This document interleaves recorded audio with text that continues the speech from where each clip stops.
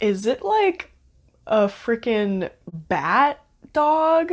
We are continuing on with my Across the Veil a Field Guide series, and we will be talking about cryptids versus animal spirits. They are two very different things and very interesting. At the start of every video, just in case you guys watch these out of order, I'm just going to go over a few foundational concepts that'll help set up what I am about to talk about. Different entities live within different dimensional planes.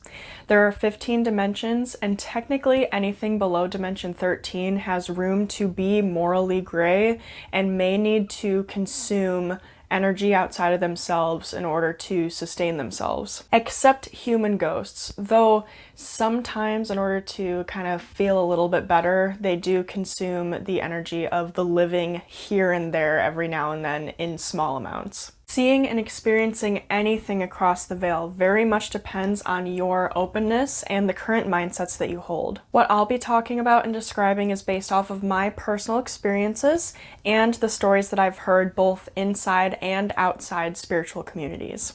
So let's get into it. What is a cryptid?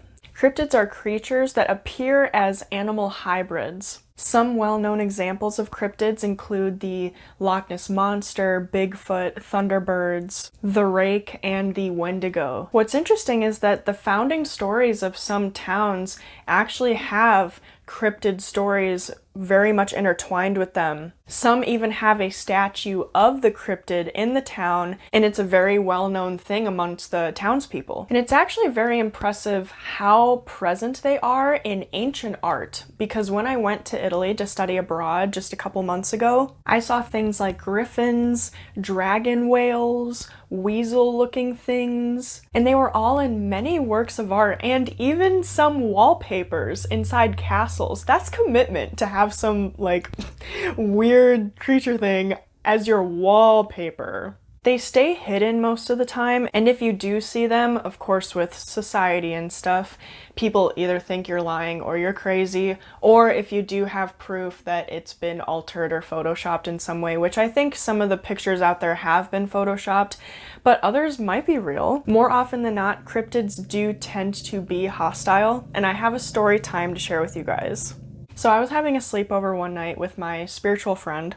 If you have spiritual friends, if you're a spiritual person, maybe you've experienced this too, that when you guys hang out, something always happens. And so for us, we were about to go to bed and we were in my room, and I just felt this because as a medium, I'm very sensitive to how entities make me feel. And so I just felt this heaviness and sort of gunkiness and dread. And at first, intuitively, I couldn't tell what it was because the energy was very muddied. But what's cool is that my friend can see.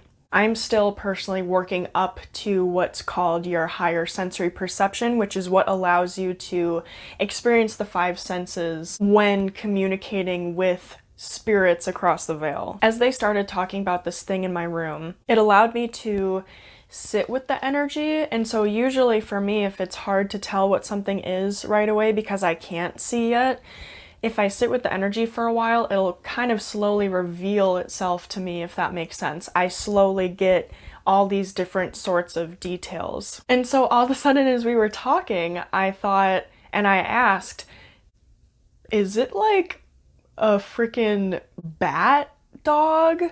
Because that's literally what I saw in my mind's eye. It was this weird shaggy dog on top, like the top half, the torso and the head, but then it had these wings that didn't have any fur on them. It was just skin, like bat wings, and then it had like these really weird skinny legs.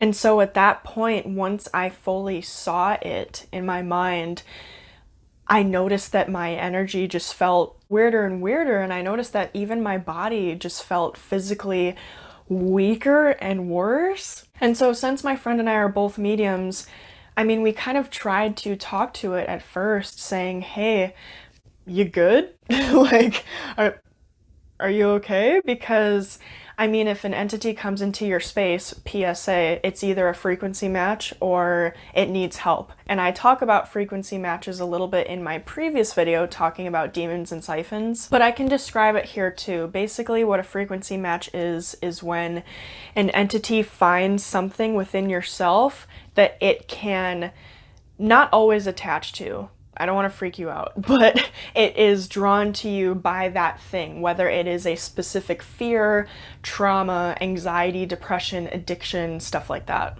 And so we just remember this thing didn't want to talk to us. We kept trying to, because at first my friend actually said that it didn't know where it was or what was going on.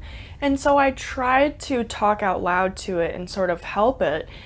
But then it started growling at us, my friend said, so I'm like, And again, the energy was just gross. It was very dense, very heavy. My room, it was just not great. And so eventually, thankfully, us, like our joined effort, we were able to banish it. And so we pushed it out the window, and my friend put up this sort of barrier around my window, because with traditional witchcraft practices, you put barriers around the openings of rooms and spaces.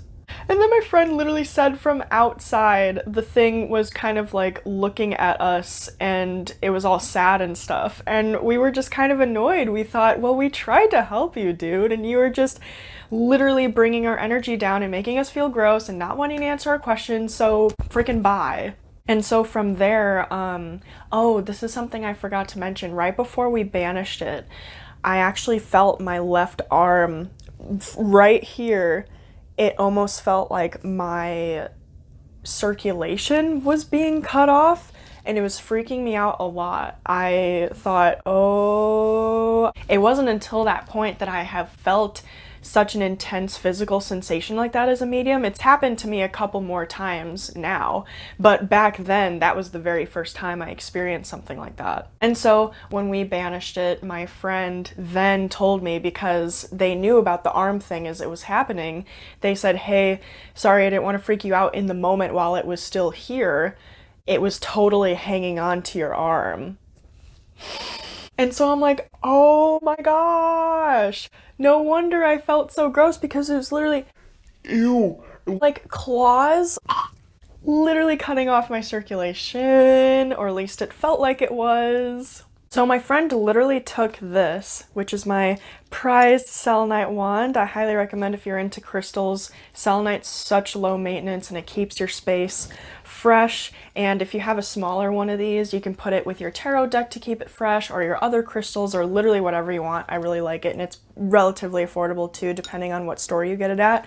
Anyway, my friend literally started scraping the gunk off of my energetic field, because it was literally muck. It was literally, they told me this, it was coming off of me as if it was literally mud. If you want to learn more about cryptids, the podcast And That's Why We Drink actually has a really good episode on it. It was really informative, really interesting, a lot of cool stories in there, so I'll link that down below. And so now we're going to move on to animal spirits, which are very, very, very different from cryptids. Animal spirits can come in two forms. They can quite literally be ghost animals, or they can just be symbolically appearing in your environment as the actual physical animals themselves. They have significance and meaning, especially within indigenous cultures, and they're most often sent by past loved ones and or your spirit guides. They come with very, very, very good energy,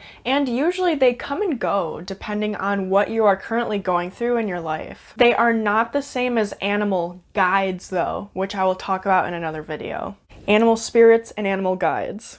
Any animal can be symbolic, but the animals that are talked about the most are birds, wolves, bears, deer, owls, rabbits, and even insects like butterflies, dragonflies, and bees, and praying mantises. And I'll tell a little story time about this too. This is probably the most amazing animal spirit sign I've ever experienced. The past year and a half have been hugely transformative for me. I've closed out a lot of cycles that were extremely difficult to close out, and I kept having these huge waves of doubt with the direction I was going in. I was doing really great work for myself, but of course, as transformation tends to go, there was a lot of fear that came with it. And so at a time when I was just so doubtful, and I actually almost turned my back on everything spiritually, I saw a bald eagle in Iowa, in the middle of a farm field, and it came down close too. I remember I was driving down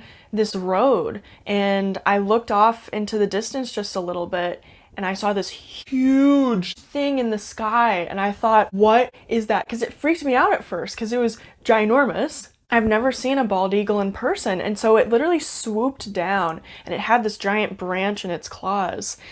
And when I saw it, and I saw that it was a bald eagle, I thought, oh my god! I'm not in Nebraska right now. I'm not in some crazy mountainous place. I'm in Iowa. And that was such a huge and amazing moment for me because eagles are the symbol of victory, freedom, the end goal, power, and resilience. And so that is it for today's video. If you liked this video, please go ahead and give it a like if you found it helpful and interesting. Wishing you a great rest of your day, and I will see you soon.